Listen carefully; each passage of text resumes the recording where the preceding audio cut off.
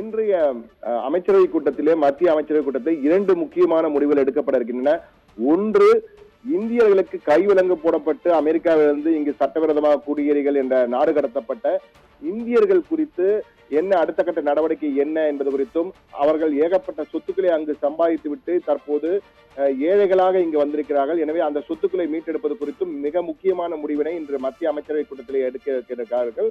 அது மட்டுமல்ல, வருமான வரி சட்டம், புதிய வருமான வரி சட்டம் மசோதாவிற்கு ஒப்புதல் கொடுக்கப்பட இருக்கிறது. இந்த ஒப்புதலுக்கு பிறகு அடுத்த வாரத்திலே அந்த புதிய வருமான வரி சட்ட மசோதா தாக்கல் செய்யப்படும் மக்களவையிலே. அதன் பின் மாநிலங்களில் தாக்கல் செய்யப்பட்டு இந்த மசோதா நிறைவேற்றப்படும் என்று எதிர்பார்க்கப்படுகிறது. இந்த புதிய வருமான வரி சட்ட மசோதா என்ன சொல்கிறது என்றால், ஏற்கனவே கடந்த வாரம் பட்ஜெட்டின் போது வருமான வரி குறித்த பல முக்கிய அறிவிப்புகள் வந்துவிட்டது. 12 லட்சம் வரை நீங்கள் கட்ட வேண்டாம் புதிய வருமான வரி திட்டத்தின் கீழ் என்றெல்லாம் அறிவித்து விட்டார்கள். ஆனால் தற்போது இந்த புதிய வருமான வரி சட்டம் வந்தால் அதிரடியாக சில மாற்றங்கள் வர இருக்கின்றன. முக்கியமாக தற்போது உள்ள அந்த சட்டமானது 1961ஆம் ஆண்டு கொண்டு வரப்பட்ட வருமான வரி சட்டம். இந்த சட்டம் என்பது ஒரு பெரிய புத்தகம் போன்று இருக்கும். கிட்டத்தட்ட 298 பிரிவுகள் இருக்கும், 23 அத்தியாயங்கள் இருக்கும். அந்த சட்டத்தை படித்து பார்ப்பது என்பது ஆடிட்டர்கள் மற்றும் சட்ட நிபுணர்களால் மட்டும்தான் முடியும். சாதாரண குடிமகனால் செய்ய முடியாது. அந்த அளவுக்கு சட்ட நுணுக்கங்கள் அதிகமாக இருக்கும். ஆனால் தற்போது புதிய வருமான வரி சட்டம் என்பது எளிமையாக அனைவரும் புரிந்து கொள்ளும் வகையிலே வெறும் 50%, தற்போது உள்ள 120 பக்கங்களாக குறைக்கப்படுகிறது. 120 பிரிவுகளாக குறைக்கப்பட்டு மிகவும் எளிமையாக அனைவரும் புரிந்து கொள்ளும்படி ஒளிவு மறைவின்றி இருக்கும் என்று நிதி அமைச்சர் நிர்மலா சீதாராமன் தெரிவித்திருக்கிறார். அது மட்டுமல்ல, இந்த புதிய வருமான வரி சட்டம் எந்த ஒரு சட்ட மசோதா எந்த ஒரு பிரச்சனையும் குழப்பமும் இன்றி இரு அவைகளிலும் அனைத்து கட்சிகளின் ஒத்துழைப்புடன் நிறைவேற்றப்படும் என்று தான் நம்புவதாகவும் தெரிவித்திருக்கிறார். இதற்கிடையே இந்த சட்டத்தில் என்ன மாற்றங்கள் இருக்கும்?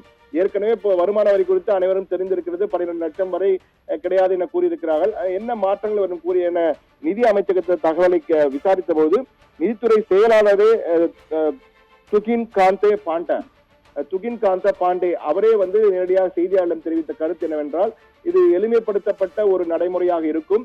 இதிலே தற்பொழுது கிட்டத்தட்ட 8 கோடி பேர் வருமான வரி படிவங்களை தாக்கல் செய்கிறார்கள். இதில் நில் டாக்ஸ் ரிட்டர்ன் நிறைய இருந்தாலும் கிட்டத்தட்ட 3 கோடி பேர் வரி செலுத்தி வருகிறார்கள். இது மேலும் அதிகரிப்பதற்கான வாய்ப்புகளை ஏற்படுத்தும் வகையில இந்த சட்டம், புதிய சட்ட மசோதா இருக்கும். அது மட்டுமல்ல, புதிய வருமான வரி திட்டத்திற்குள் நிறைய பேர் நுழைவதற்கு வாய்ப்பு இருக்கும் என கூறப்படுகிறது. இந்த சட்ட மசோதாவிலே இந்த பழைய வரி, old tax regime, new tax regime என்று 2 இருக்கிறது.